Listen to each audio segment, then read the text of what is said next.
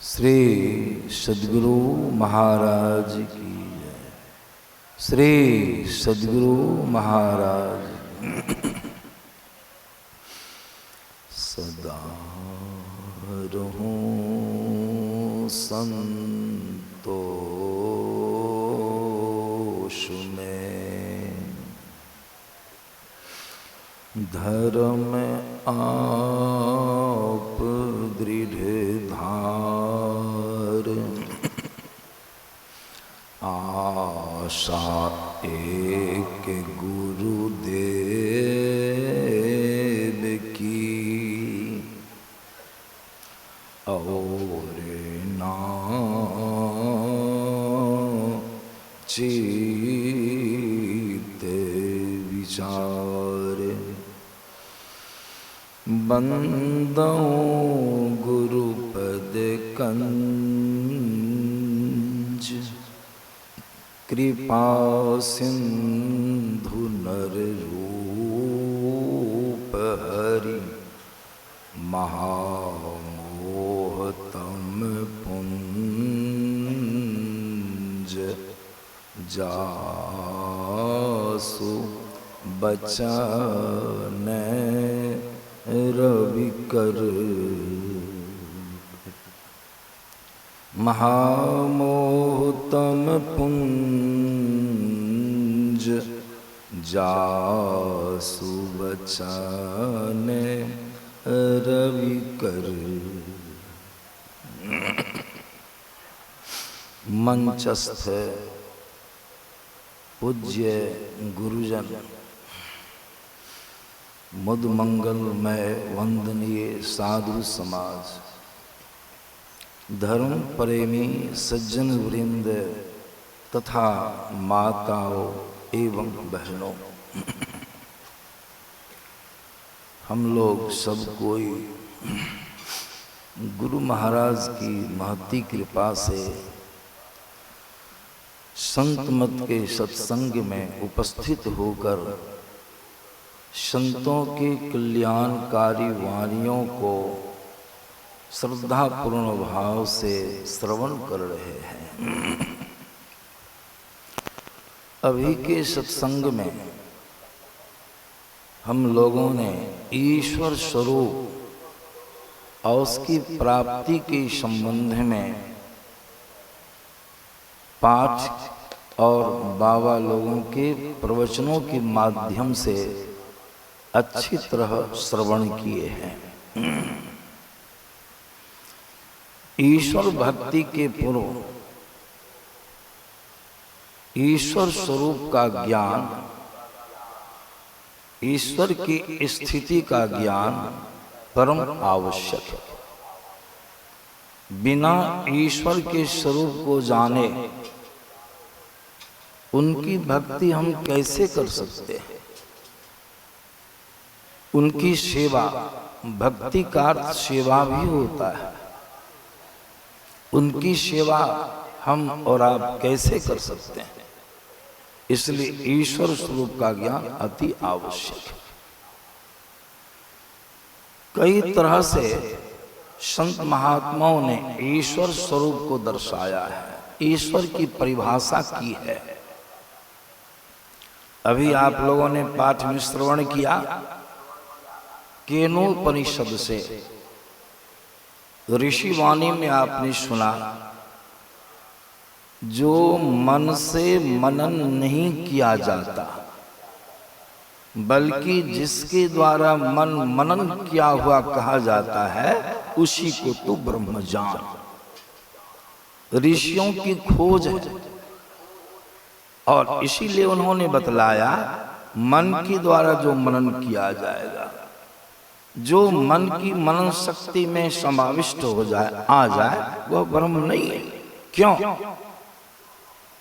इसलिए कि मन जो है वह जड़ है, प्रभु परम चेतन है, चैतन्य के भी चेतन है। प्रभु से ही मन बना है। मन जो संकल्प विकल्प करता है वह चेतन की शक्ति से संकल्प विकल्प करता है।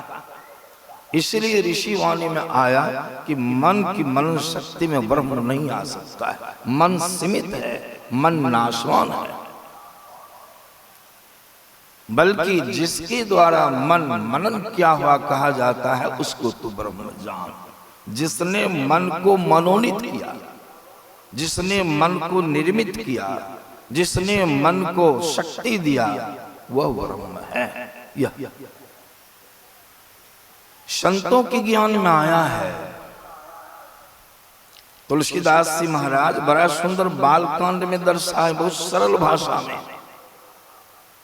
हम लोग ऐसा सोचते हैं कि परमात्मा जिस तरह से हम लोगों को अंग प्रत्यंग है, शरीर है, इसी तरह से परमात्मा प्रकट होकर के भक्त को दर्शन देते हैं, लेकिन वह माइक दर्शन है। जिन्होंने ब्रह्म को ढूंढा, ब्रह्म को जाना, ब्रह्म का साक्षात्कार किया, उन्होंने बड़ा सुंदर बतलाया। तुलसीदास जी महाराज कहते हैं वह ब्रह्म कैसा, ईश्वर कैसा है, बिनु पग चले। देखिए उनको पांव नहीं है, बिनु पग चले, सुने, सुनते हैं सबों का, लेकिन उनको कान नहीं है। सोचिए, विचार करते चलिए। बिनु पग चले सुने बिनु काना, अकड़ बिनु कर्म करे विधि नाना। नाना प्रकार के विविध प्रकार के कर्म करते हैं, लेकिन इसको कर्म न हाथ नहीं है। गिनते जाइएगा, ख्याल रखते जाइएगा, हाथ भी नहीं है। फिर क्या कहते हैं, तन बिनु परस, नयन बिनु देखा, अग्रह घ्राण बिनु बास असेखा। तन बिनु परस, परमात्मा को शरीर नहीं है। सोच लीजिए, तन बिनु परस, लेकिन स्पर्श का संपूर्ण ज्ञान उनको होता है। तन बिनु परस, नयन बिनु देखा, उनको आंखें नहीं हैं, लेकिन प्रभु सब कुछ देखते हैं। राम झरोखा बैठकर सबका मुजरा लेत, और जिसकी जैसी चाकरी हुआ को वैसा दे। देखिए, उनको नाक नहीं है, लेकिन घ्राण का ज्ञान उनको है, गंध का ज्ञान होता है। इसलिए आप सोच लीजिए, सब ख्याल में रखिए, उनको न हाथ है, न पांव है, न आंखें हैं, न कान है, न नाक है, न बिनु वाणी बक्ता बड़ जोगी। बिनु वाणी बक्ता, वाणी नहीं है, एक नंबर के बक्ता हैं।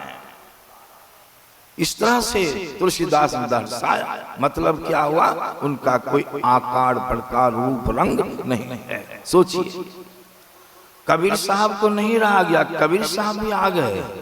बाबा कबीर क्या कहते हैं, बड़ी अच्छी इसकी पुष्टि कर देते हैं। बाबा कबीर कहते हैं, जाके मुंह माथा नहीं।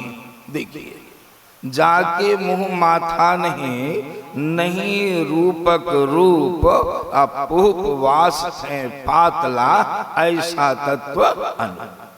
पुष्टि कर दी कबीर साहब संत, उन्होंने आत्म साक्षात्कार किया। इसलिए कबीर साहब की वाणी में आप श्रवण किए, ऐसे ईश्वर हैं। कहिए, उस ईश्वर की भक्ति कैसे कीजिएगा, उसका दर्शन कैसे कीजिएगा, यह विचारणीय विषय है।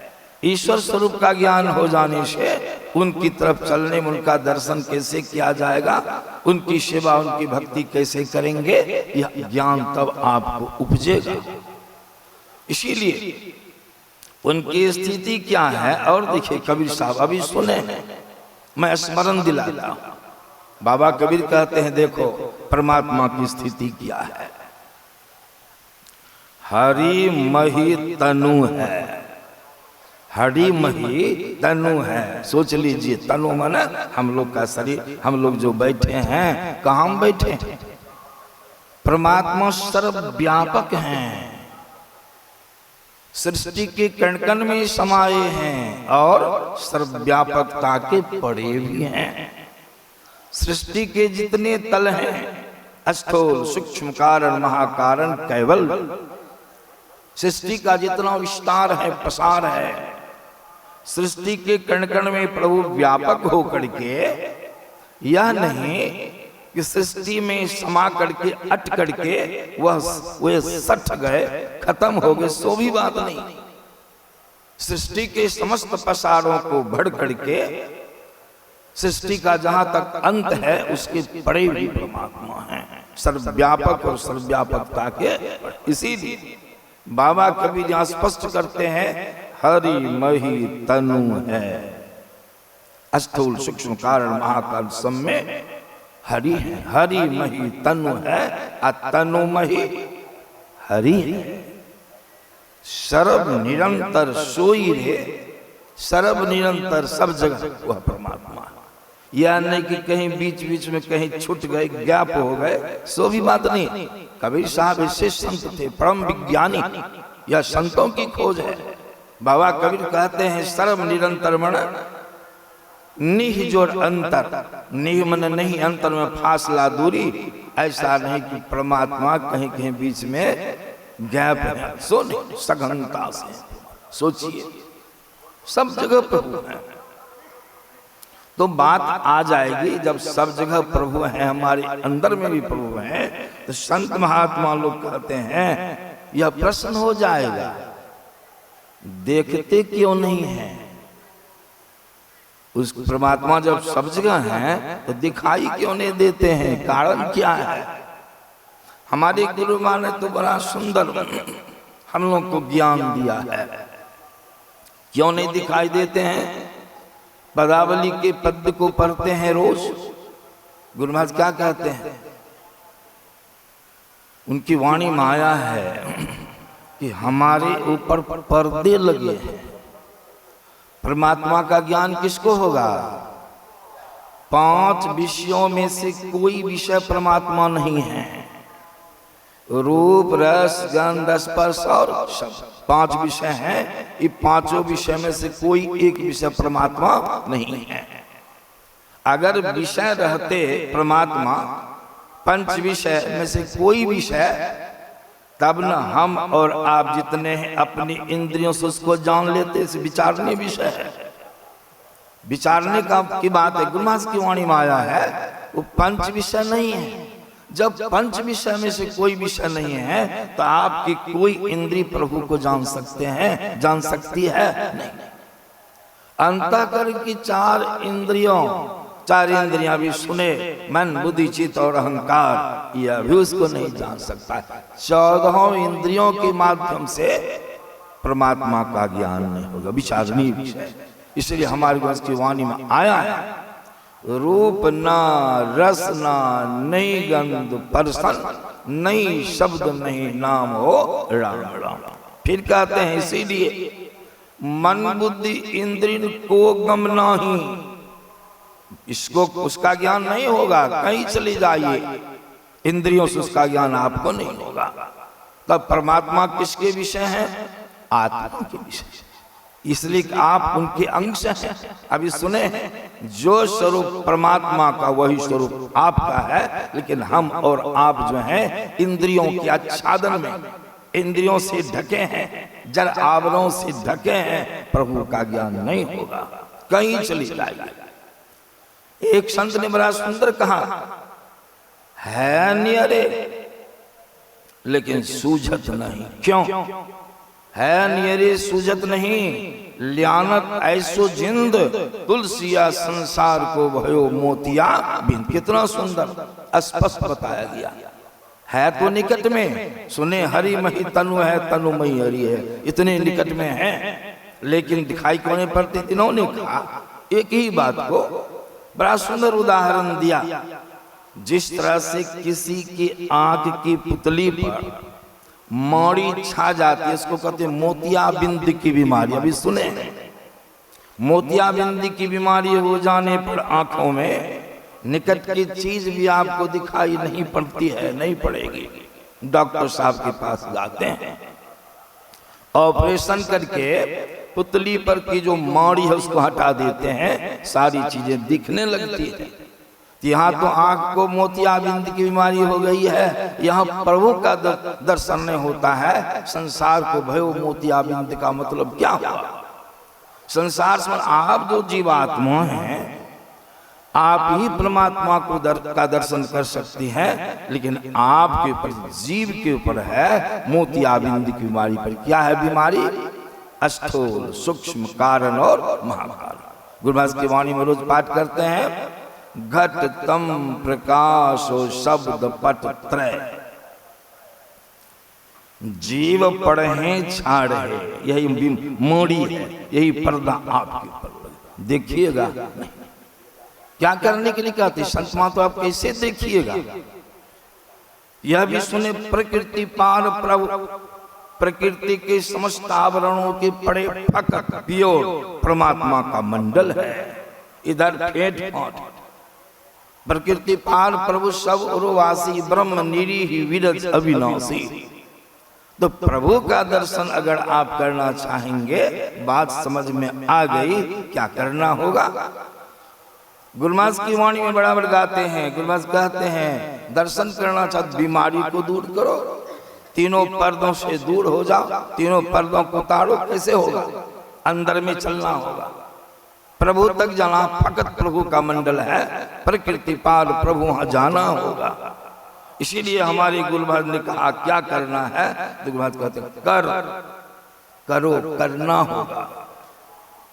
कर दृष्टि अरुध्वनि योग साधन, दृष्टियों की क्रिया, नादानुसंधान की क्रिया, इन दोनों क्रियाओं के करने से अंदर में करेंगे अंधकार, प्रकाश और शब्द, तीनों पर्दों को पार करेंगे अंदर में।